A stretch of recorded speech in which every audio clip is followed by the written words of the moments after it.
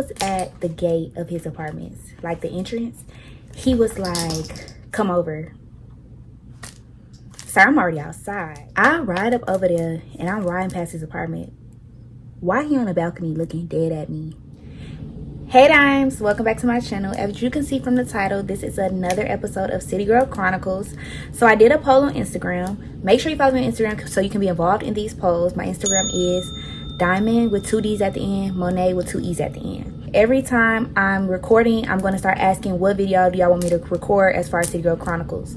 So today I'm going to be recording Love After Lockup Part 1. So this is City Girl Chronicles Episode 5, Love After Lockup Part 1. This is going to be either 2 or 3 parts, not sure yet, but let's just jump right in the video because this is a lot. So since this guy's going to be involved in some of my other story times, I do need to give him a name. We're just going to name him Bestie.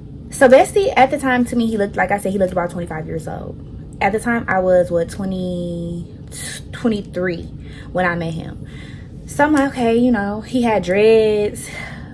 About, how tall is he? Probably 6'1", 6'2". He had on like a cute little outfit, whatever. So he sat down right next to me.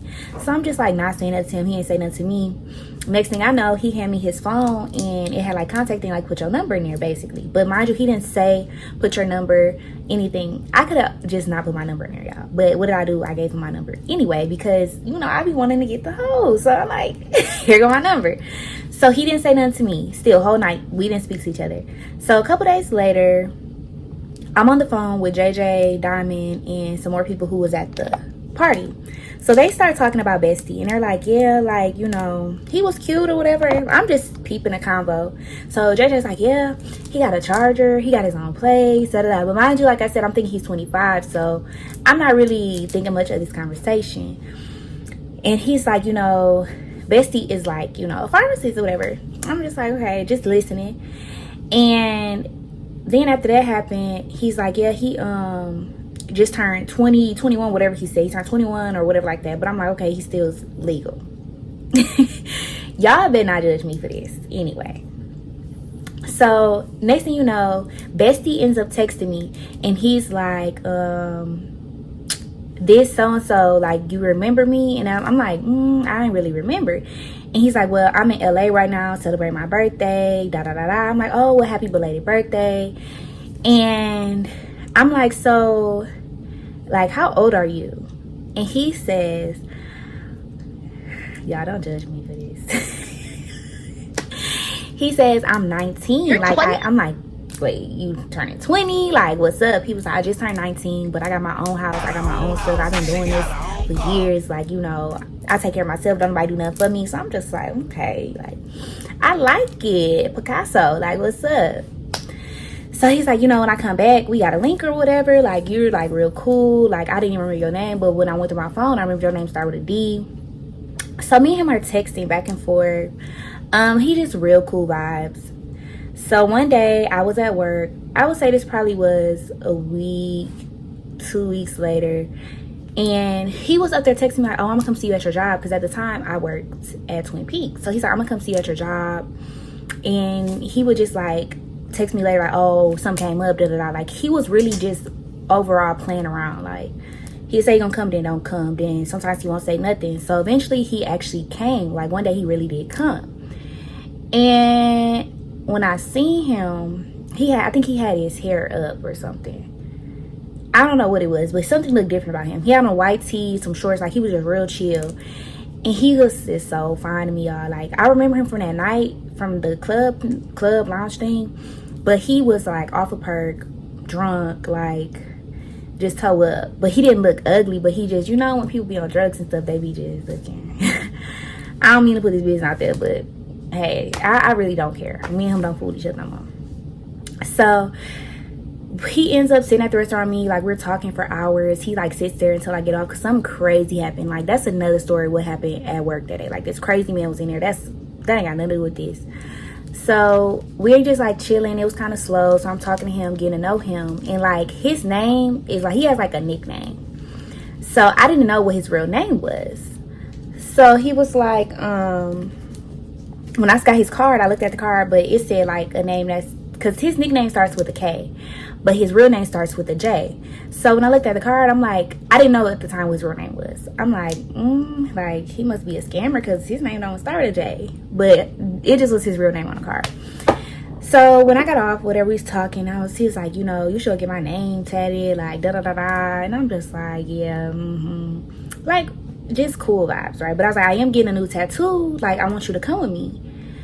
So after that happened, time went by and I ended up going to get the tattoo. But he didn't come. Like, he's like, oh, I'm gonna come. Never showed up. I'm sitting there in pain getting this tattoo on my back. He never shows up. I'm like, whatever. Like, I'm not tripping. Like, I barely know this dude. I'm not in my feelings about him yet, y'all. So this was, like I said, by the time it's like May, maybe. And one day he was like, you know, come over or whatever. So I'm like, okay, cool. Because it was like late. And I'm just stop by. Like, I had looked real cute. I'm just gonna stop by there, hang out with him for a little bit. So I go over his house, and I'm laying on the bed, like at the bottom of the bed, and he's like at the top. So this is when I realized that me and Bestie, like, we really clicking now. So I'm telling him like about this guy, not this guy that I liked or anything, but it was this guy, and I was trying to like get money from him because he be annoying me. So I'm like, I'm finna just get what I can. So he's like, say this to him, do this, do that, do that. Like, he trying to help me get the money. Like, okay, I like him. Like, that's the thing. When it came to me and Bestie, we're going to get that money. Like, that's why when it's like money move, I'm trying to be cool with him. But that's besides the point. We're going to talk about it because just wait till y'all see what he got himself into. Like, mind you, Bestie had no kids, no girlfriend that I knew about. But we're going to get into that. So I ended up falling asleep at his house, and I'm just like laying at the bottom of the bed because we was talking for hours, like just talking, like he talking to me, I'm talking to him, whatever. Like, we just really kicking. Like a month later or something, I texted him and he wasn't replying. Mind you, he wanted me to come over, so he wasn't replying. So I'm like, you know what, we finna just, like, I was with the girl who's my friend at the time. She lived like 10 minutes from him, and I was over her house. I'm like, we finna just ride past and see what's up. Like, she's like, okay, I'm down, let's go. As long as you give me some Whataburger after, we good. Like, I'm coming with you. So we end up like driving to his apartments. Y'all, when I was at the gate of his apartments, like the entrance, he was like, come over. So I'm already outside. So I'm like, oh, let me go drop her off, and then I'm gonna just come right back. So I take her to get her Whataburger, and then I'm like, okay, like, I'm on my way. Or I text him, like, I'm finna get my first Whataburger, then I'll be on my way. So I drop her off at home, and then I go over there. And he still to this day don't know that I was outside his apartment. So that happened. Mind you, at this point, it's clear that I like him because why am I popping up at this man's house? So I ended up spending the night again. Like, it was just a thing. Like, I would go over there, we would talk for hours, I would spend the night. I've never packed a bag to go over there, though, because I never had intention to spend the night. But it would be so late, or it would, like, rain, and he's like, just stay over here. So one day, this is when things started getting really, really bad. One day he texts me like, come over when you get off work. So I get off work and I'm calling him, he's not answering. I'm texting him, he's not answering. And at this point, he's done this before to where he told me come over when I got off work, and he didn't answer when I, text or call him. So I just left it alone. Like, I just wouldn't go. But this time I said, I'm finna go over here. Like, I'm finna see what's up. Like, cause why would you tell me to come and you keep falling asleep? There's no way that you're asleep. Y'all, I ride up over there and I'm riding past his apartment. Why he on the balcony looking dead at me? Y'all, I was caught pulling up on him. But my thing is, y'all probably like, why would he not come? Like, why he didn't want to see you if you were supposed to come over anyway? What's the problem with him being on the balcony? He texts me like, my girl up in here, you need to leave. Your girl in here. I said, well, tell her, like, because I really liked her. I said, tell her you finna, like, serve me, whatever. Like, just come out here, like, talk to me. And he's like, no, I'm not doing that, da-da-da. I'm like, that's a bit. So I just left. Like, I left. So then he ended up talking to me again. He was like, I was just lying. Like, it wasn't really no girl here. But I didn't want to be bothered, da-da-da-da-da. So I'm like, whatever. After that happens, we kind of like fell off a little bit. I would still try to see him. Like, I'll put the effort to see him. Like, y'all, I be being very delusional sometimes. I'm not gonna lie. Like, I really wanted him. Like, y'all probably like, he is 19. Like, why are you tripping about him? But if y'all knew who he was, y'all would really see why I was tripping about this dude. And he would like give me mixed signals. So we're going to fast forward it a little bit. We was getting kind of close, but we wasn't that close at the time. Like, this is the lowest level of how close we were throughout our whole situationship. So I'm going to fast forward to the time that he is getting locked up. So one day, I hadn't talked to him in a while, and he had texted me and was like, you know, I want to see you, like, come over here. And this was nobody but God. I don't care. It was nobody but God. So my hair was done. My makeup was done. I'm like, and I was supposed to go out with my friend who lived 10 minutes away from him after the fact. But when I went over there, y'all, I was taking all day. So we didn't end up going. And she didn't really want to go anyway. So I pull up on him after making him wait for hours like he used to do me. Because at this time, I was kind of, I ain't gonna lie, I was kind of off of him. Like, I was doing bottle girl stuff. Because when I met him, I wasn't a bottle girl yet. But now I'm doing bottle girl stuff. I ended up going over there after hours of making him wait. And at this time, he had moved out of this apartment, but he still had the other apartment. Like, this has the other apartment because, you know. So I pull up over there, and I'm sitting on the, like, when he come outside, let's start from the beginning. He comes outside, and I have my perfume on. Because one thing about me, I'm going to smell good. I'm going to have my perfume on. So he was like, you smell good. He, like, rubbing on me, trying to put his hands on my rumper. And I'm just like. So I can't find the file. But basically what happened was I went in the house and we were talking for like 2 hours, and he was saying the reason he distanced himself from me was because he felt like he couldn't really depend on me, and if he was to go to jail tomorrow, he wouldn't be able to call me. So the next day we were going to hang out again, and basically he ended up getting locked up. And who did he call? Me. So, yep. So after the initial call of him calling me about letting me know that he was in jail, he told me, like, he had to go to court and stuff like that. You know, the conversation went on. And then, like, the time, you know, they're like, oh, you have this much time left. So I'm like, well, I got to go to work. So, you know, just call me when you get out or whatever. Because it's like an automatic 24-hour hold. Like, you're not getting out unless it's 24 hours. But then you're going to have to go to court after you get out. So after that happened, he had texted me once he got out. I don't know if it was, like, 2 days later or whenever he got out. Like I said, he wasn't my main priority. We didn't really mess with each other like that. We wasn't like serious, had feelings for each other, anything at the time. So he ends up texting me, he got out. He was like, yeah, like he texted me the night before that he had court. He was like, yeah, I have court tomorrow. So I just got out of the shower, blah, blah, blah. Okay. So next thing you know, after the text about him having court tomorrow, I did not hear from him no more. I call him, going straight to voicemail, messages not delivering. So I'm like, I don't know what's going on, but I feel like he's in jail. So what do? I go online on Harris County District Clerk, and I look him up to see if he was in jail. And to my surprise, he had got locked up the day that he had went to court. At the time when I looked at this, like I said, days had went by the time I looked him up, because I wasn't really tripping about him. So I find out he's in jail. I see all his information, like how to send him a letter and everything like that, because he's not calling me. He, like I said, when he first got locked up, he called me the first day he went in. So you wrote my number down, and you found out that if you was to go to jail tomorrow, you can call me. So why are you locked up and you're not calling me? So what I do? I can't call down there and tell them to put him on the phone. I wrote this man a letter. And I was a little sad when I found out he was in jail. So I'm like, song I'm listening to, da-da-da. I don't know. He has the letter still, but I can't get him because I don't talk to him no more. But at the time that when we were still like cool, he did tell me that he still had our letters. So I'm like writing him, and like 3 days go by, and I never forget. I'm driving and I get a call while I'm driving. Like, this is a collect call from Bestie. To accept the charges, like, you had to put in your card number. So I'm driving on and I'm putting in this card number because I'm like, he called me, da-da-da, right? And it, like, days went by.